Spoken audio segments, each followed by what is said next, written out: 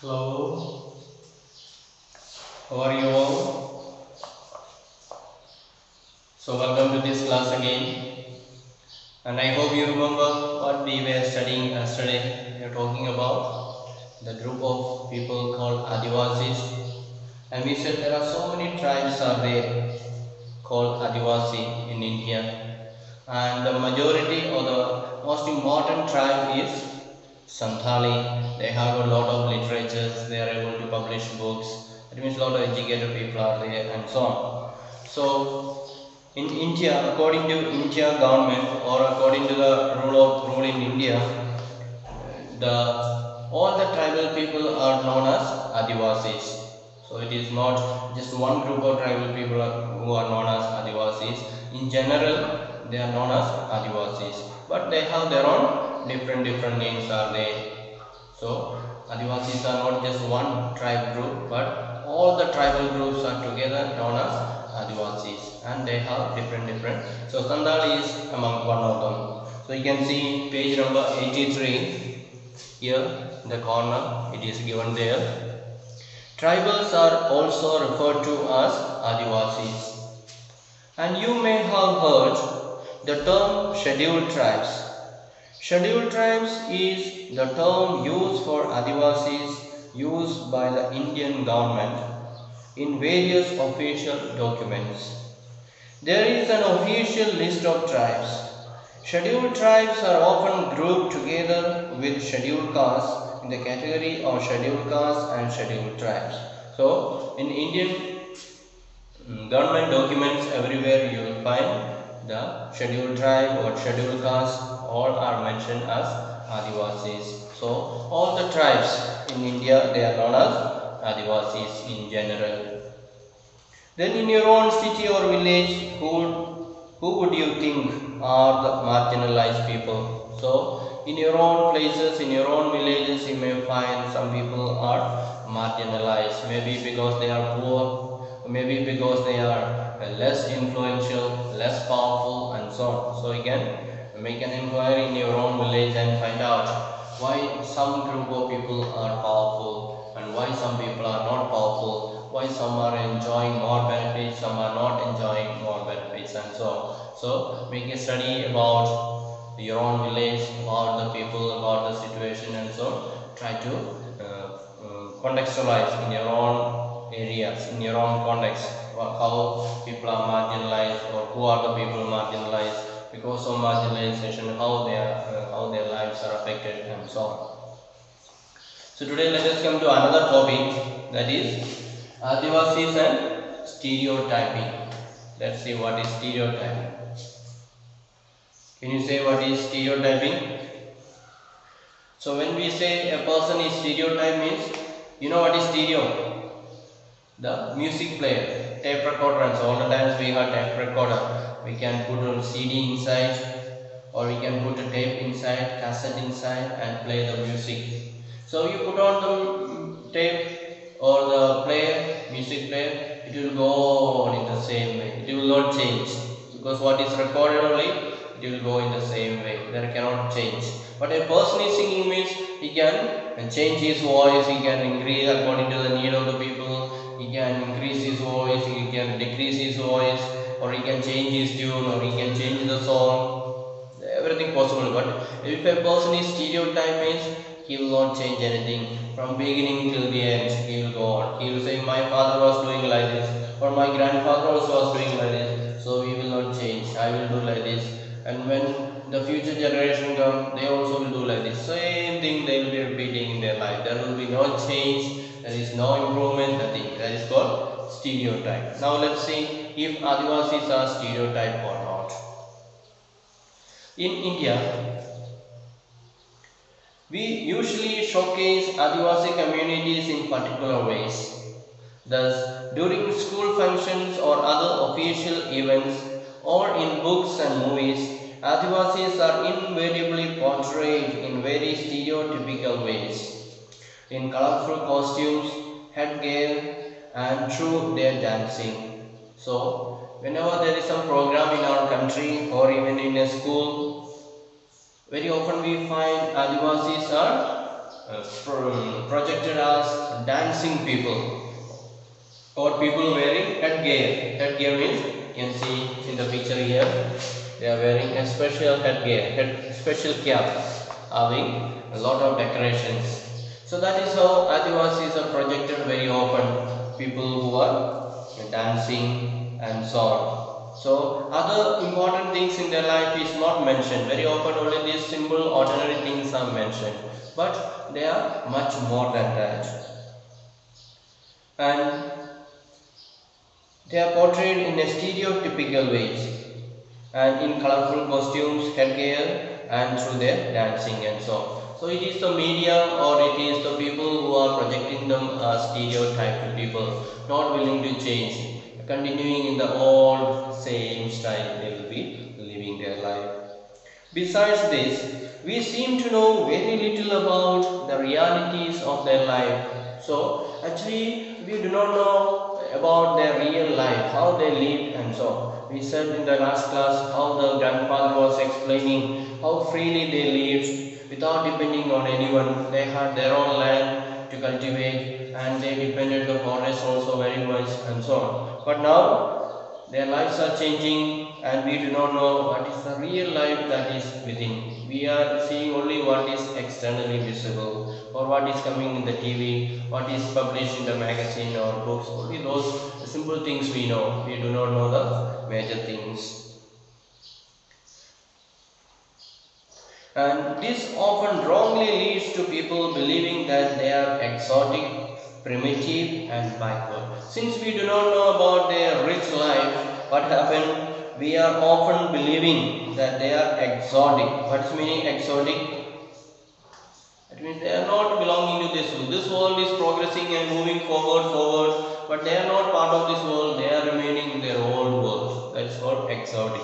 People have that idea that Adivasis are exotic. They are not willing to change. They are not willing to take up development, and so they think that these are following their old style of living. Then primitive, they are living their old style of life, now using modern technique, now using modern methods and so on. And also they are backward, they are not developing, they are not interested in becoming richer and richer. So they continue to live in their old style, continue to live a very poor backward life. So these are the ideas that we get about Adivasis. Actually it is not correct. We are getting a wrong idea about these Adivasis. The real life about them is completely different. And often Adivasis are blamed for their lack of advancement as they are believed to be resistant to change or to new ideas. And very often people blame the Adivasis. You are not able to develop because you are not able to change your ideas. You have that old idea and you continue to be living with that old idea. That's why you are not developing. That's why you are not becoming rich. Very often people are criticizing Adivasis. And you will remember that you read in class 6 book how stereotyping particular communities can lead to people discriminating against such groups of people. So even in class 6 you had studied about how people have been persecuted or how they were discriminated because they belong to, they were discriminating against such groups because some people are stereotyped, they are not willing to change, they like to live their old style of life, and so other communities were showing their distance from them, they were keeping distance with them, and the communities were suffering. So that is the general understanding about the Adivasis, so which is not exactly correct, which is not exactly true. Adivasis are not exactly stereotyping, but that is the idea that we are getting about them. But if you go really into their life, if you live with them in their village, then we will be able to know that they are completely different. Not only this living in the primitive style, but they are also interested in learning new things, they are also interested in development, they are also interested in progressing and so on. Now let us see next about Adivasis and development.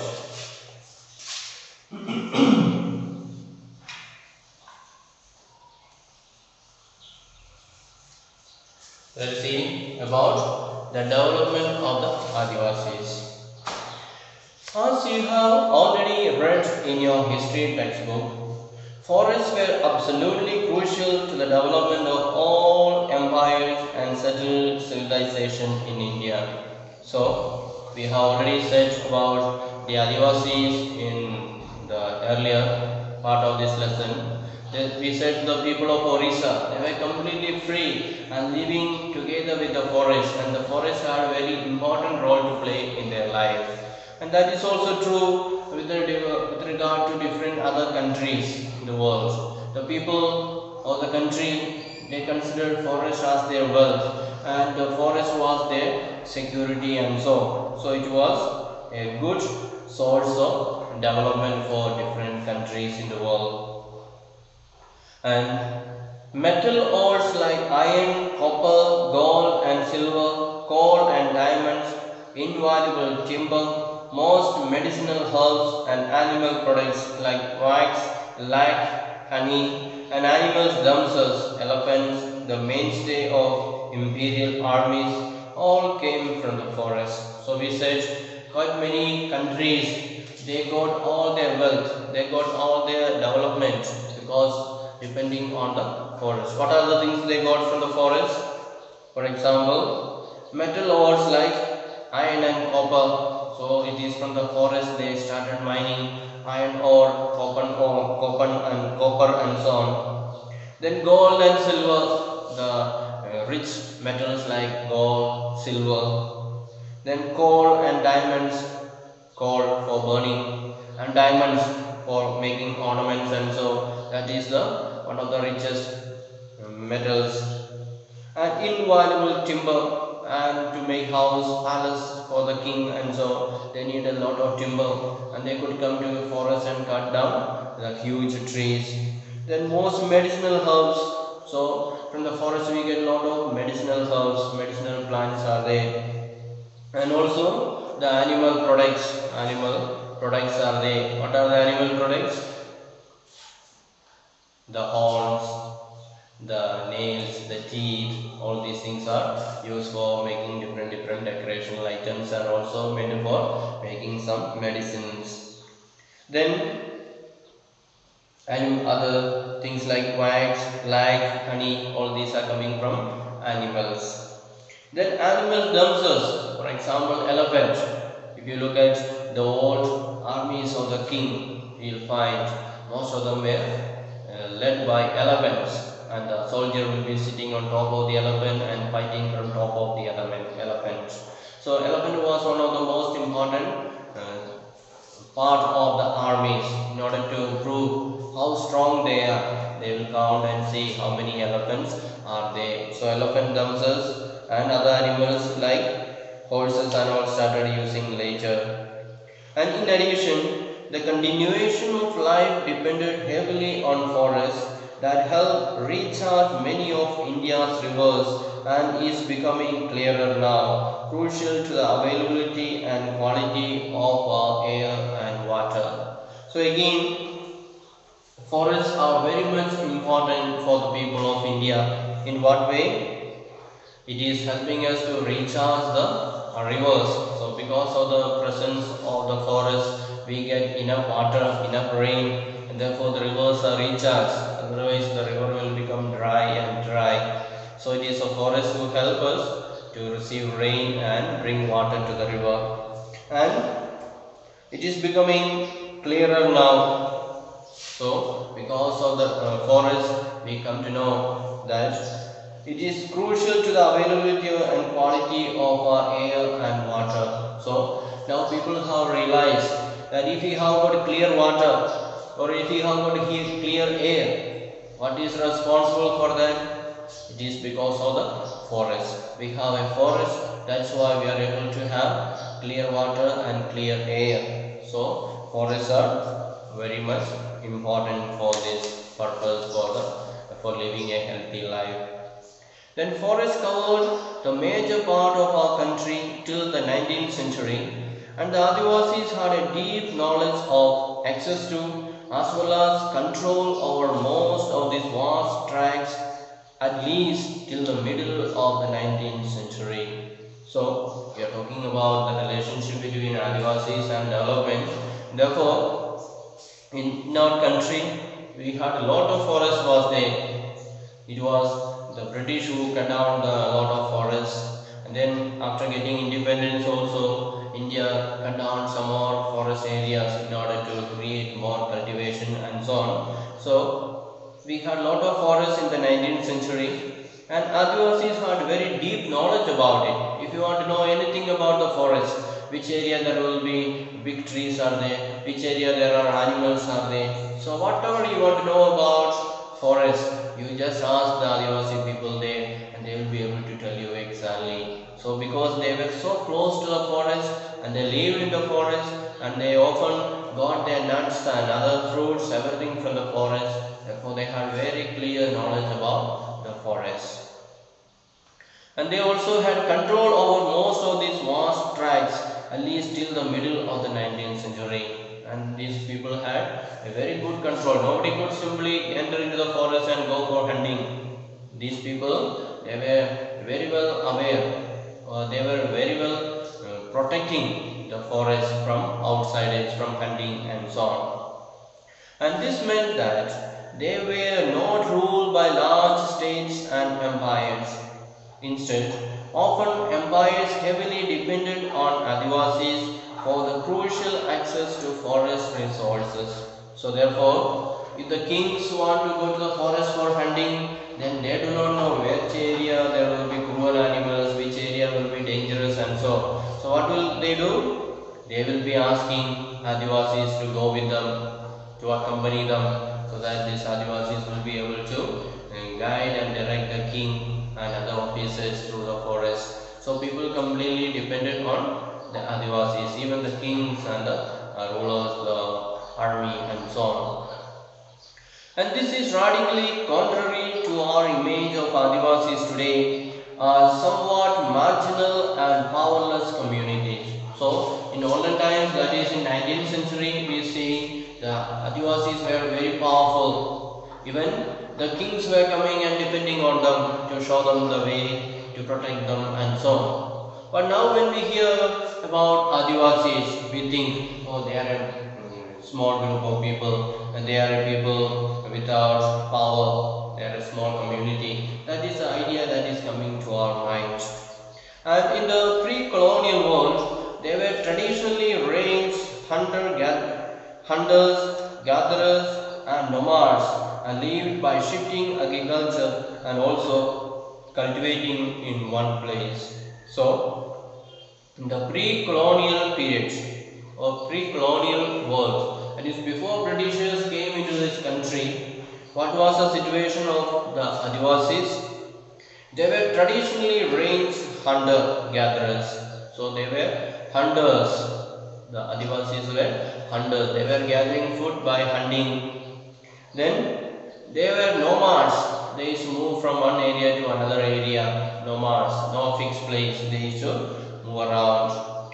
Then they used to practice shifting agriculture. They used to cultivate in one area, then 2-3 years they will continue there. Afterwards they will go and clear some other places, cut the forest and plant there, cultivate there, and that is called shifting cultivation. Shifting the location, shifting the land.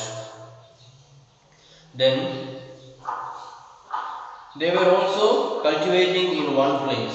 So all of them were not shifting always. Some of them also used to cultivate continuously in the same place. Although these remain for past 200 years, Adivasis have been increasingly forced through economic changes, forest policies and political force applied by the state and the private industry to migrate to lives as workers in plantations, at construction sites, in industries and as domestic workers.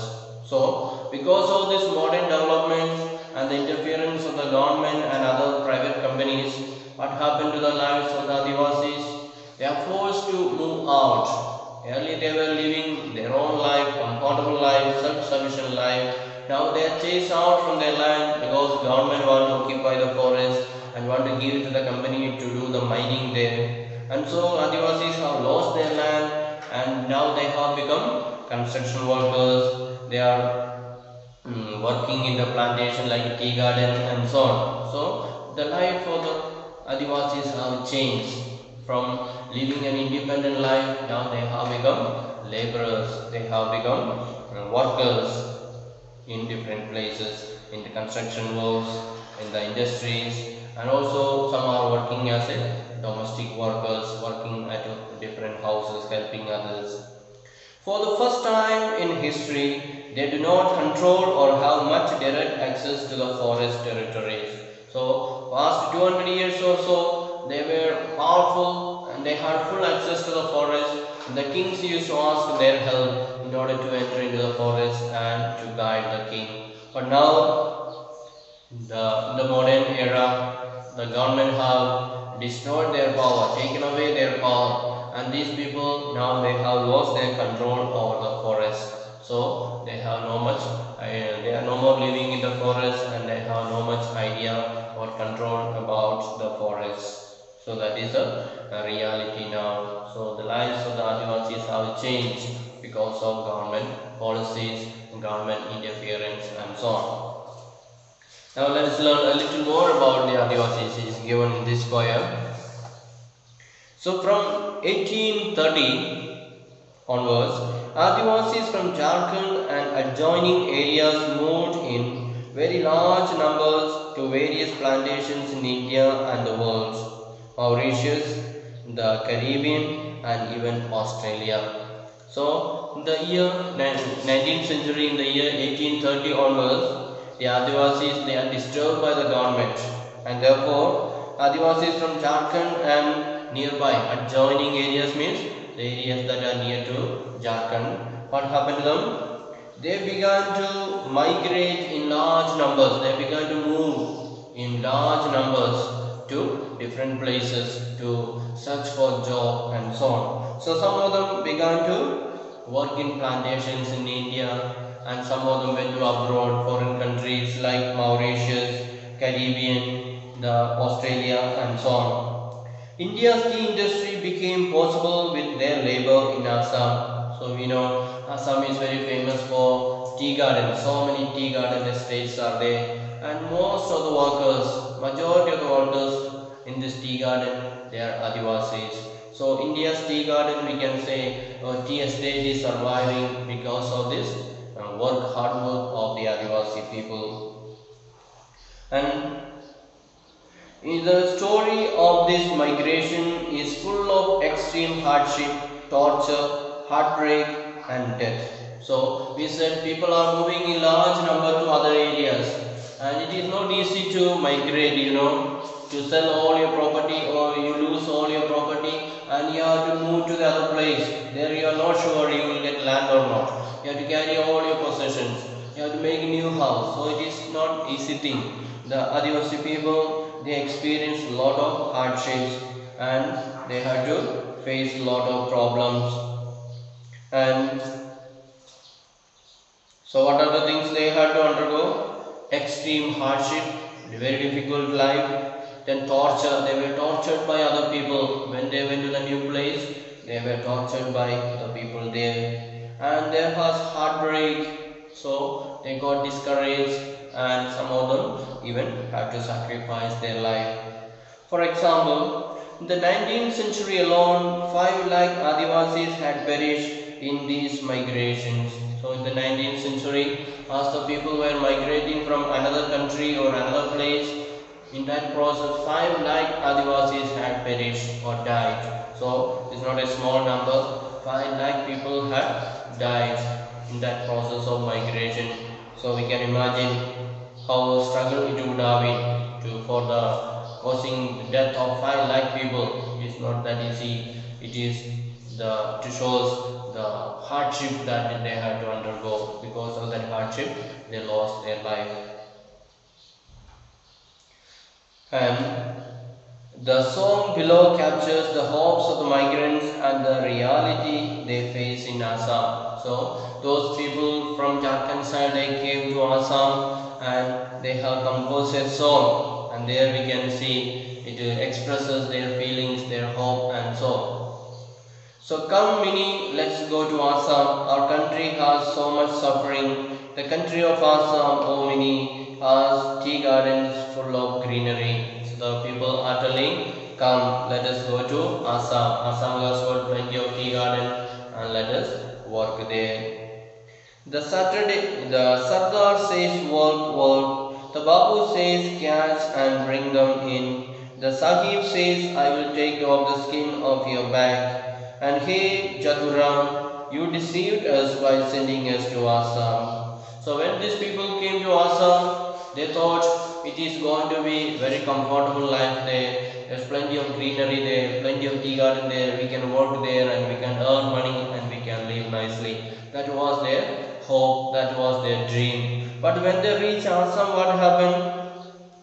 The Sardarjis are there, they'll say work, work, forcing them to go on working. Then the Babu says, the master says, what does he say? Catch and bring them here, showing their authority. Then the Sahib says, Sahib is a officer, he says, I will take off the skin of your back. That means I will beat you and break the skin from your backside. So, threatening them, we will beat and punish you.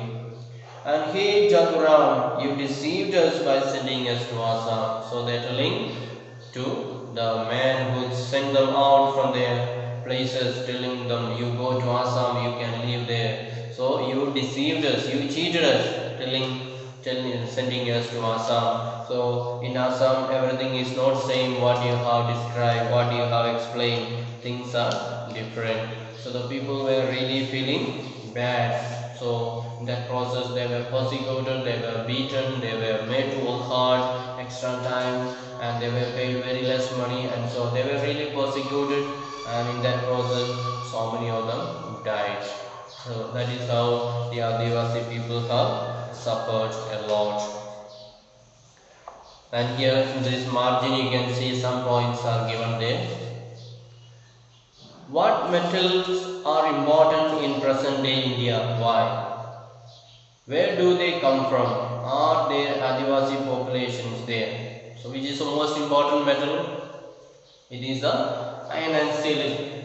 Iron and steel, which is used for making different machines, vehicles and so on. So no factory can run, no machine can be made without iron and steel. And therefore the most important metal is iron and steel. Then these are mainly mined out from Orissa, Jharkhand side, and lot of Adivasis are there. They have lost their land, everything. And list 5 products that you use at home that come from the forest. So I'm quite sure you are all living close to the forest and you know what are the things you get from the forest. So can you say 5 names at least? The bamboos, is it not? The trees we cut for firewood, for timber. Then we get honey from the forest. Then we get animals. So many things, bamboo shoots. So many things we get from forest. By whom were the following demands being made on forest land? So timber for construction or houses and railways. So which were the people requiring timber from the forest for constructing railway and the houses? It is by the government.